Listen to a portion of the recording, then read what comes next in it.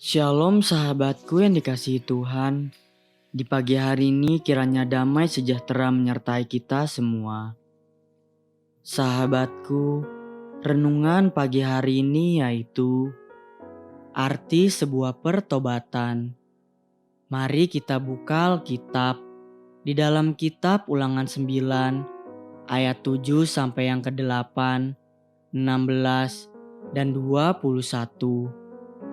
Ingatlah, janganlah lupa bahwa engkau sudah membuat Tuhan Allahmu gusar di padang gurun sejak engkau keluar dari tanah Mesir sampai kamu tiba di tempat ini.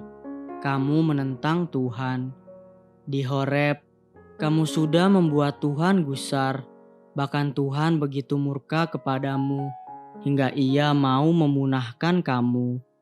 Ayat 16. Lalu aku menyaksikan bahwa sesungguhnya kamu telah berbuat dosa terhadap Tuhan Allahmu. Kamu telah membuat sesuatu anak lembu tuangan. Kamu telah segera menyimpang dari jalan yang diperintahkan Tuhan kepadamu. Dan ayat yang ke-21, tetapi hasil perbuatanmu yang berdosa, yakni anak lembu itu, kuambil, kubakar, kuhancurkan dan kugiling baik-baik sampai halus menjadi abu. Lalu abunya kulemparkan ke dalam sungai yang mengalir turun dari gunung. Sahabatku, di dalam hidup orang percaya haruslah menjadi hidup yang selalu diwarnai oleh pertobatan.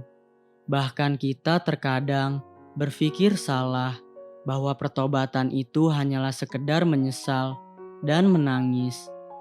Namun sesungguhnya setelah peristiwa di Gunung Horeb itulah seluruh mata orang Israel terbuka dan melihat bagaimana arti sebuah pertobatan. Sahabatku, Israel telah berubah setia pada hari itu dan Tuhan begitu murka atas perzinahan rohani yang dilakukan oleh bangsa itu secara terbuka dan terang-terangan di hadapan Tuhan. Dengan membangun dan menyembah anak lembu emas hasil buatan bangsa itu. Bahkan Imam Harun maju memimpin perzinahan rohani tersebut hari itu. Seluruh bangsa berubah setia kecuali Musa dan Yosua sebab mereka ada di atas gunung bersama dengan Tuhan.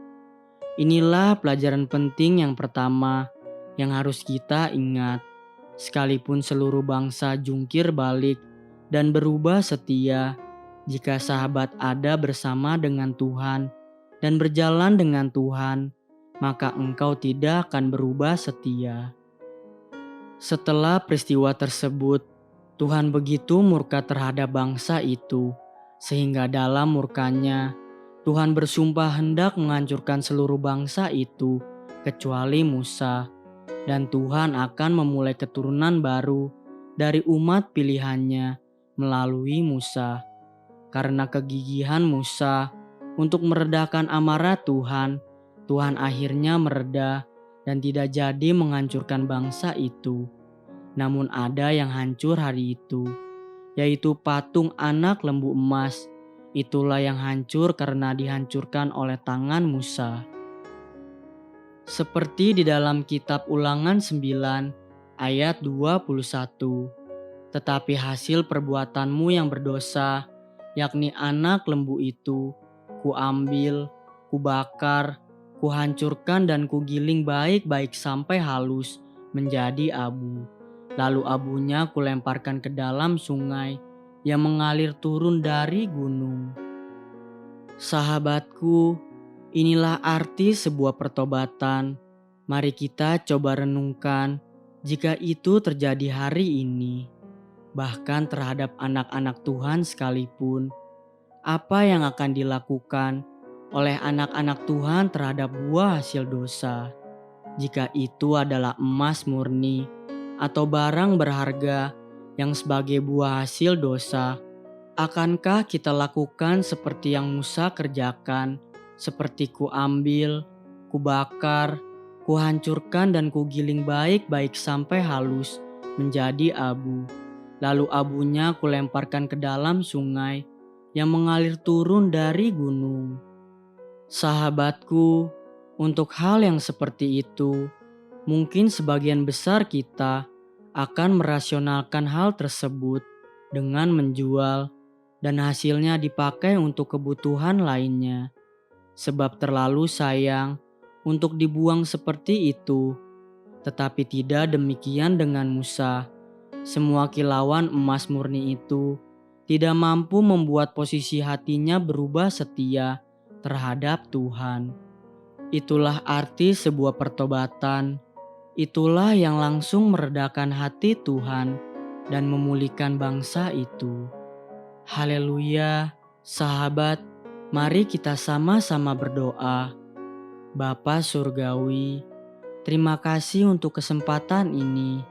Aku belajar hal sederhana dari arti sebuah pertobatan, tidak menyayangkan buah hasil dosa, dan rela melepaskan dan meninggalkan buah hasil dosa. Amin. Jesus love you, and so do I.